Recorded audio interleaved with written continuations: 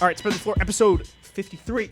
I'm your host, Jacob Koopman, joined by my talented co-host, as always, Nigel Petty Fernandez. And we're going to be continuing this 2-minute 30 segment style. To kick it off today, we got about, what do we got? 1, 2, 3, 4, 5, 6, 7, so less than usual.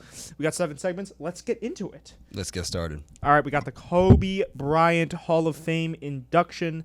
That is happening, I think, sometime this week, excuse me. I wanted to bring this in and talk about it, man, because Kobe, I mean, we can't not talk about it. I feel like we got to show respect to one of the greatest of all time, just for what he meant to the game, what he meant in terms of his work ethic. I mean, he was more than a player. And I know we've said it a million times in this podcast, but he was more than a player. Yeah. He was, oh my God, was he influential to a lot of players now. I mean, you can see his game, even though he's passed, rest in peace. You could see his game in a lot of players now. Yeah. So the influence that he's had on the game, I feel like we had to bring this in and talk about it. I couldn't not. Yeah, absolutely. I mean, like you said, we've already sung Kobe's praises on this podcast a lot. Yeah. There are some episodes that we could just call the Kobe episode, you know. For sure. There's a few. And we do it a lot. And, you know, we could really go on all day about Kobe Bryant, but, you know, he retired in 2016.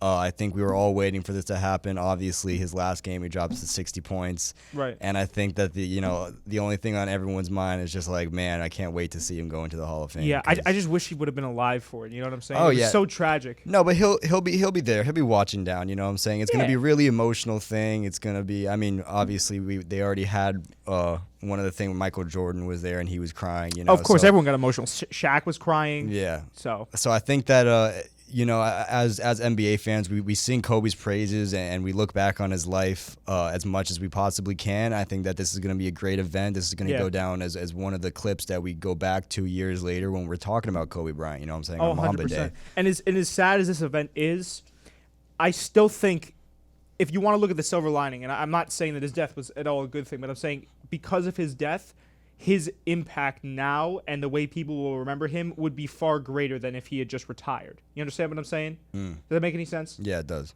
Because people are now so much more introspective about his life, his career, about the man that he was. Right. And if he had just retired regularly, there might not have been that introspection. So now we get to look back on Kobe Bryant as a player, as a man, and we really, because he was gone way too soon, but you never know how good something is until it's gone. And I think Kobe, absolutely. While we understood and we appreciated his glory while he was alive, he will be glorified. He will be remembered amongst the greats and in history. Yeah. So rest in peace, rest easy, Kobe Bryant, and obviously the other people, not Vanessa Bryant. The other Gigi. people, Gigi Bryant, the other people And that the were other in people that that were in a helicopter, the friends and family. Rest in peace for sure. All right, we got the play-in situation. The Celtics are kind of falling off. They're falling into that little that play-in area there. How disappointing, man. Yeah, and we got the Lakers there too. Yeah, no, how disappointing. Yeah, it's. I was talking to Jerry, the local Celtics fan. Of course, he was on the show last episode. Shout out to him for coming on and stepping up. It's sad to watch this Celtics team this year because last year they were fun to watch. I really enjoyed flipping on a Well, for me, yeah, I agree. I'll speak for me. They were fun to watch because I'd flip them on. They had an identity. They were that gritty team that would take you deep into games, and they weren't letting go. You had Marcus Smart making crucial late game defensive plays. Yep. This year they lack that identity. They're extremely inconsistent. They always have two guys. It seems like one or two guys that really overperform each game, but it never seems like there's that whole squad that's cohesive and on the same page, which is what I think is killing them the most. And I'm surprised that they're even as far up as they are in the East with how inconsistent they've been. Yeah. And it makes me start to wonder, if you're the Celtics, you know that you really don't have a chance in the playoffs. I'm going to keep it a buck. Why even try? They have a problem closing out. Like you said, they don't really have much of a chance in the playoffs. When I think of the Boston Celtics in my lifetime, I'm thinking back to that I believe it was the 2017 playoffs when they didn't have star players, and Jason Tatum and Marcus Smart and Jaylen Brown led them to the Eastern Conference Finals against LeBron James. Terry Rozier was killing it at the point guard position. There was a drive, saying there was that dog mentality that the Miami Heat kind of embodied now. Yeah. You know what I'm saying? And, now that we're a couple years later in 2021, I guess they kind of convinced themselves that that was not a formula for success. They need a star to take them all the way. And you know what? They don't have that. They need to develop it within because no free agents are going over to Boston. There's no room over there. Yeah. So and Jerry also made the really good point earlier too that it's just bad roster management. They have talent coming off the bench, but Jerry put it best, and I don't want to steal his take. That's why I'm giving him credit for it. Yeah. He put it best when he said, you have guys at a larger capacity than they should be. Peyton Pritchard, Grant Williams, all those guys. Oh no, excuse me, not Grant Williams. Robert Downey Jr. No, Robert Downey Jr. No, but you have all these guys, talented for sure. Yeah. But just guys that are taking on too much of a role. Yeah, and they got rid of Gordon Hayward. They didn't need to do that. It was a cacophony of bad management, I suppose. Yeah, no, it Danny happens, Ainge. and you see Jason Tatum stepping up a little bit, but it's not enough. Not enough. The other game, he had to drop 60 just so they could come back from like a 26-point deficit or something crazy like that. They should be. I don't know. I think really what the problem is that they convinced themselves that dog idea formula doesn't work, and they need someone to drop 60 to win. I think that's what they convinced themselves of because they were spoiled a little bit. You know what I'm saying? They went really far, and then Kyrie Irving was there, and then we got Kemba Walker, and they thought that they would just have that mystery point guard to take care of it. I know. I just think it's like because they had success last year after Kyrie. I think it's just. I agree with you. I think it just comes down to bad roster management and maybe a little bit of complacency. Yeah. There might be some weight to your theory there. All right, we got Luka on the brink of a ban due to the amount of texts he's received this season. I also talked with Jerry about this earlier. I think at this point, dude, if you're Luka, you just got to be way more disciplined. Yeah. The refs are soft, but it's the same thing I said with Donovan Mitchell. You got to course correct. If the refs are soft, you can't complain. You can't get in their face because you know you're going to get teed up and you know it's going to lead to a ban. You just got to – it's the same thing as preparing for a team. You gotta formulate your play off of the fact that the refs are soft as Charmin this year. Well, I wouldn't even – I've already said my piece about the refs this year. We all know how the refs are this You're not a fan of the refs. However, I think it was last night Luka hit who in the nuts? It was Colin Sexton, I think. Yeah, it was Colin Sexton playing the Cavs. That was pretty blatant. I will say, I watched that back. That was really, really blatant. Guy deserved to get kicked out for that. No question asked. You know what I'm saying? And I think he deserved the other text. Yeah, no. If he's like I said, if he's not correcting and he's whining to the officials. We know that the officials are soft as Charmin, so he's putting himself in harm's way. I don't feel bad for him. Absolutely. I mean, Luka's a young kid. He's got this chip on his shoulder. He got this dog mentality. We love it. We love watching him play. You know what I'm saying? I'm not saying anything in that department, but Luka, your idol is Dirk Nowitzki. You know what I'm saying? The guy was calm, cool, collected. He went on the court, did his thing, and came off. You shouldn't be arguing like that. You know what I'm saying? Do what you got to do. You're going to be a star. You're going to get your praises, and you might even have a couple MVPs coming your way. Calm down and look at what's important. I think, it just comes down to more discipline. Yeah. He's an extremely disciplined player on the court. Yeah. When it comes to his touch, his skill, he's very disciplined. It's just emotionally. I remember when he was walking off the court after a loss and he ripped his jersey. That says something. Oh, yeah, absolutely. That kid's like 19. It was something ridiculous. Yeah, but you know what? He's also, again, another point from Jerry. He's played in the league thus far. Yeah. I mean, it's his, third year? Second. Third. Third year in the league. So, I mean, at some point you have to adjust. Is this third year? I don't know. Second or third year. The point is, he has skin in the game. No, absolutely. He's got to adjust, in my personal opinion. And I honestly hate to say it because I love Luka more than I love most things in life. But I mean, look. The guy, I could see a little bit of frustration. He was like second in MVP voting. Now he's like down to 5 or something. You could see, he's not playing as well as he once was in the season. And he's younger. You know what I'm saying? He's got to manage those kind of emotions. He's got to learn. Give him some time in the league. But Luka's got to calm down, man. You need the rest of this season. It's important for your career. Just keep your head down and do what you got to do. Temper your expectations. Yeah. Focus on basketball. Absolutely. All right, continuing the theme of Russell Westbrook, we got him tying Oscar Robertson for the total amount of triple doubles. I figured I'd include it here because while I don't think I'm a Russ hater, I have been talking negatively on Russ. I think for what he's worth, it always comes full circle. It does. Triple doubles, man, he's the best. This shows it categorically. I mean, actually, he tied him, but I'm sure with the way Russ is going, he's gonna blow that record out of the water by the time the season's all, which is close. I think we got what.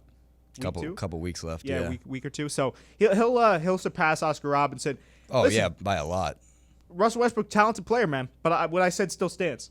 And I'm not. We don't have to go back to the whole. We can go back there. We got time. I know you're rare in the time. I've had this debate 3 separate times. All right, once with you, once with Jerry, and then once with someone outside of the podcast. We will do a special on this and finally set it down. But a for feature today, podcast on Russell Westbrook. For today, we are singing his praises.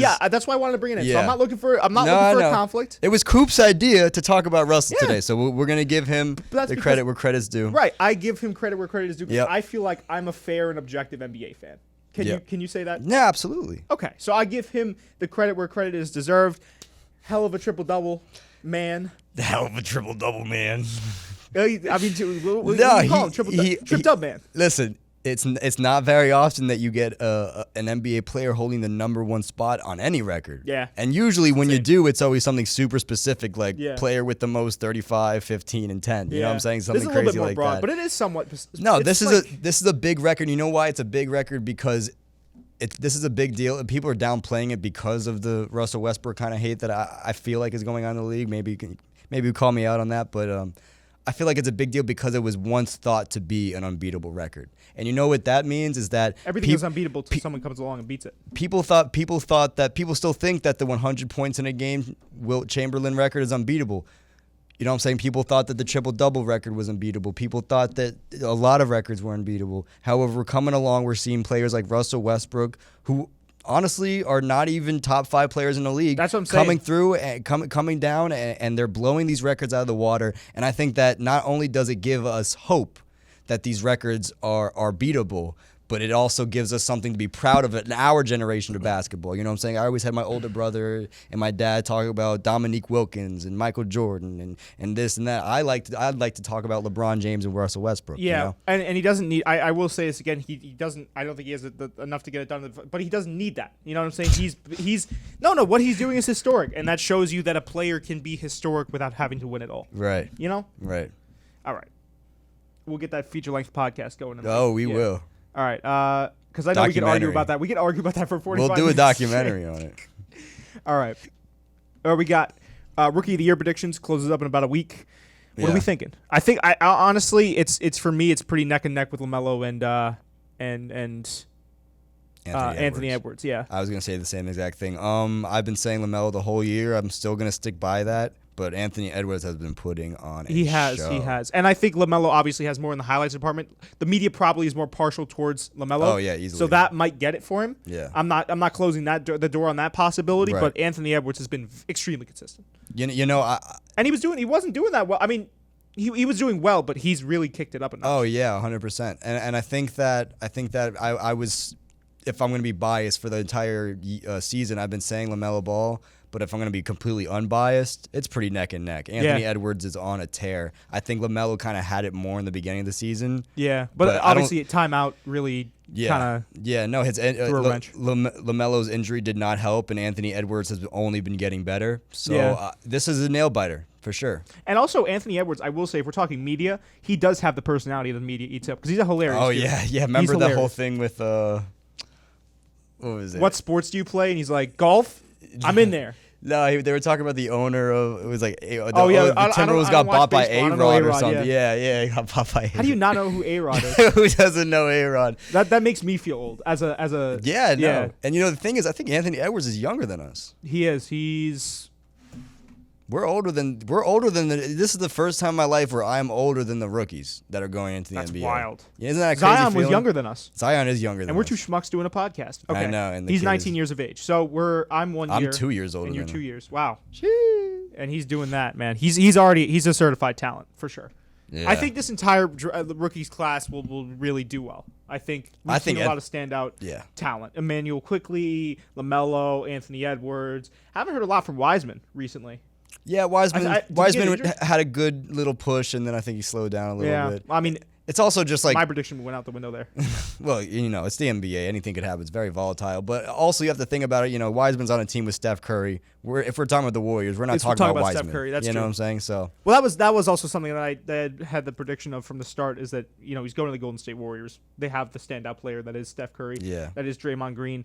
they're going to be getting a lot more media coverage than necessarily a guy like James Wiseman would. Yeah, LaMelo has a chance to stand out on the Hornets because, like, honestly, It's the Hornets, you know. who's on the Hornets? But also, there's besides a Terry cast of Rozier supporting. and Gordon Hayward. Yeah, Scary Terry and then Miles Bridges. You Yeah. have this supporting cast of people that the Hornets announcer. So Yeah, and also, there's very few Miles Bridges highlights that do not also include LaMelo Ball.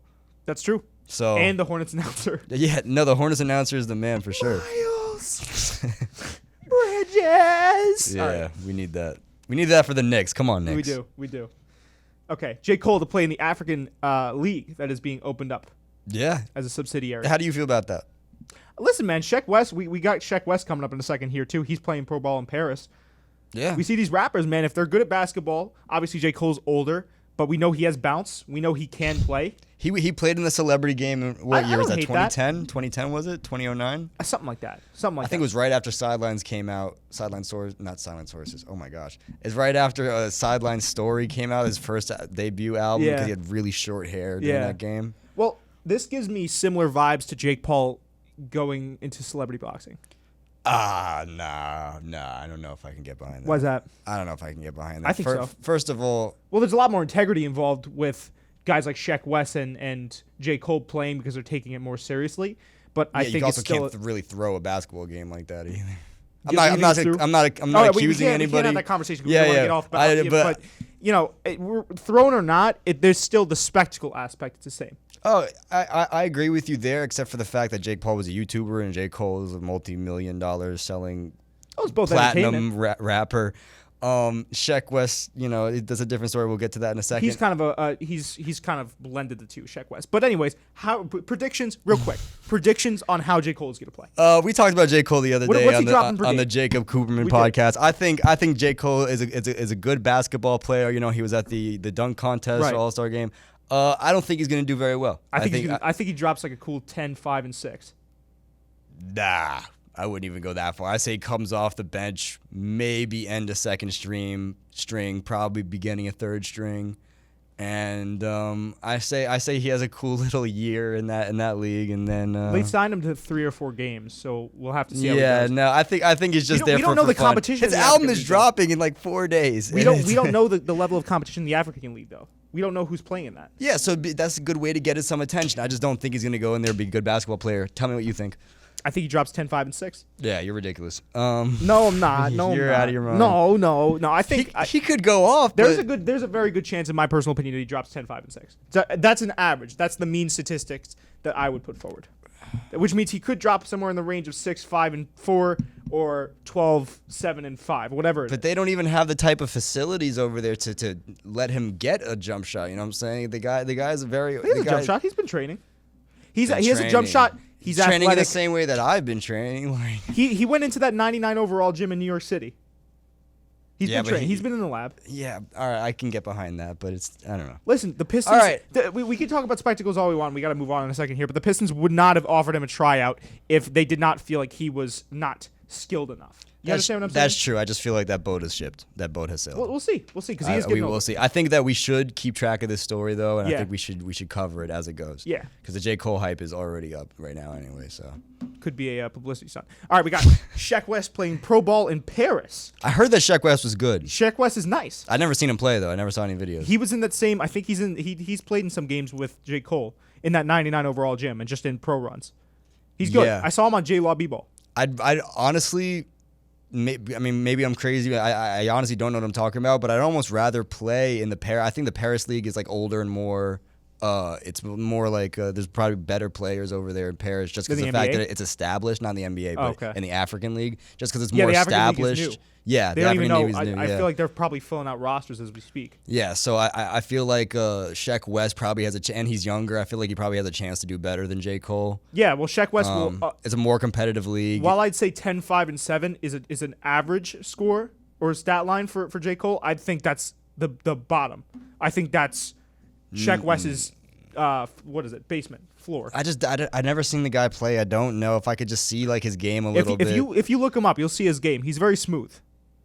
I think he has a good feel for the game. He reminds me of one of those guys, almost like LaMelo type qualities, where he lets the game come to him. He's not letting the game speed him up.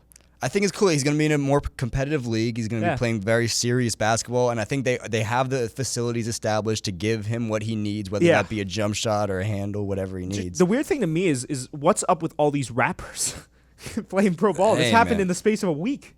No, excuse me, 3 weeks. There's always been this rapper idolization of basketball. And the other way around too, but for a I've never very long seen this time. like Marvel crossover where guys are going overseas, to Yeah, play but basketball, ball and- but like you said, the other way around too. Like, Shaq dropped an album, Kobe dropped True. songs. So I guess it was only a matter of time. Damian Lillard dropped songs. So yeah, I mean, I'm not super surprised. I'm a little bit surprised that it's J. Cole And Sheck Wes. Sheck Wes. I only know one Sheck Wes. Well, he did song, only but- drop. Yeah, I don't know if he's really dropped any music recently. So maybe he's Yeah. just been in the lab the entire time. or any good music.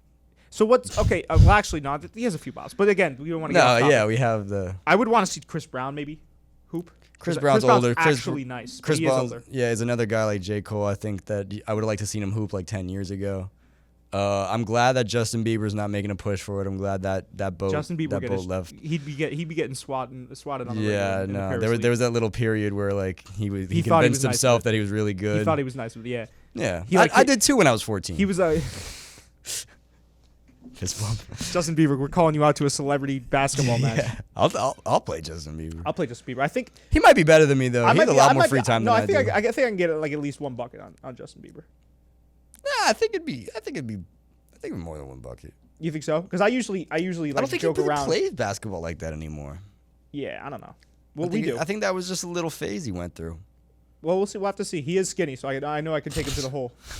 Yeah, we'll take you to the hole, Justin. All right. Fist bump. With that call out, thank you so much for listening to the episode, guys. Tune in on it'll be probably Thursday or Friday when the Jacob Cooperman show comes out, and then we have our other Spreading the Floor episode on Saturday. That's right, guys. Thank you for tuning in. We'll see you next time. Peace out, Peace. dudes.